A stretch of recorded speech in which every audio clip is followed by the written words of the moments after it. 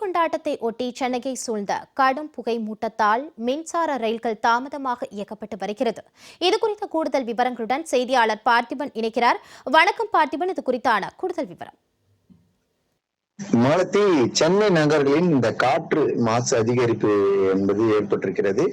பழைய பொருட்களை தீயிட்டு எரிப்பதால் இந்த போகி பண்டிகை ஒட்டி முழுவதுமாகவே கடும் பனிமூட்டத்துடன் புகைகள் சூழ்ந்து இருப்பதால் மின்சார ரயில்கள் தாமதமாக இயக்கப்படுகிறது. இதனால் மின்சார ரயில்கள் இயக்குவதில் கடும் சிரமம் என்பதும் ஏற்பட்டிருக்கிறது.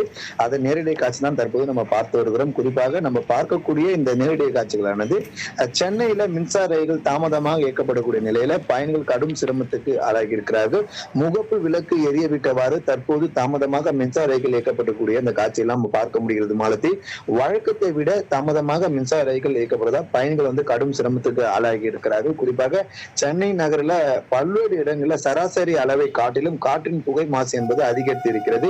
இன்று காலை நிலவரப்படி சென்னை பெருங்குடி மாநில பகுதியில் காற்றின் தரை குறியீடு 277 மோசமாக உள்ளது. மேலும் இந்த சென்னை கொடுமையூர் 154, ஆலந்தூர் 125, ராமாபுரம் 199, எண்ணூர் 217, அரும்பாக்கம் 200 பதிவாகி இருக்கிறது காற்றின் தர குறியீடு.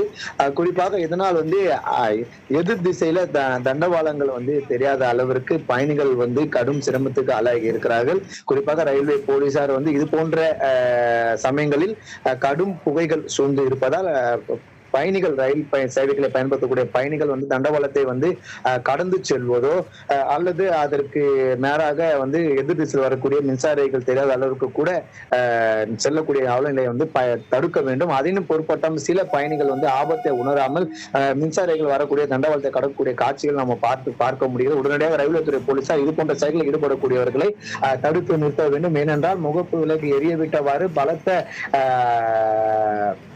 ஒலி எழுப்பிக் கொண்டே மின்சார ரயில்கள் இயக்கப்படுகிறது. மின்சார ரயில்கள் மட்டும் தாமதமாக வராமல் குறிப்பாக அதிவிரைவு ரயில்களும் தாமதமாக சென்னை சென்ட்ரலுக்கு வரக்கூடிய பல்வேறு ஊர்களிலிருந்து சென்னை சென்ட்ரலுக்கு வரக்கூடிய அதிவிரைவு ரயில்களும் சரி மெதுவாக தான் இயக்கப்பட்டு வருகிறது. தாமதமாக வந்தாலும் பாதுகாப்பாக வர வேண்டும் என்பதற்காக தற்போது இந்த செயல்களில் ரயில்வே துறை நிர்வாகம் ஈடுபட்டிருக்கிறார்கள். எதிர் திசையில் வரக்கூடிய மற்ற தண்டவாளங்கள் வரக்கூடிய ரயில்களும் தெரியாத அளவிற்கு தற்போது அந்த பகுதியில் முழுவதும் கடும் புகை மூட்டம் சூழ்ந்திருக்கிறது. 8 மணி நிலவரப்படி தற்போது கடும் புகை மூட்டம் சூழ்ந்ததால் பயணிகள் கடும் சிரமத்துக்கு ஆளாகி இருக்கிறார்கள் என்பது குறிப்பிடத்தக்கது.